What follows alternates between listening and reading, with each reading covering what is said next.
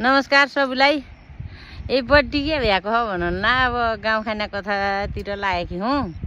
कोही गाउँ दिन खाने भन्ने हुन् त। आज पनि अझ एक कथा भन्दा हूँ सुनिराख। 3 कुकुर थिए अरे। 3 कुकुर, एक उनली गयो, एक नुनली गयो, एक चुनली गयो। प्रत्येक गङ्गाउडा पारी तोरे गङ्गाउडा पारी गया।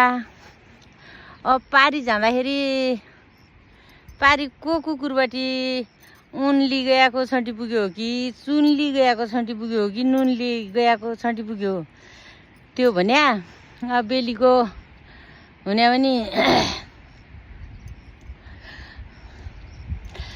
आज मुता भनिएल त अर्दैन प ढिलो।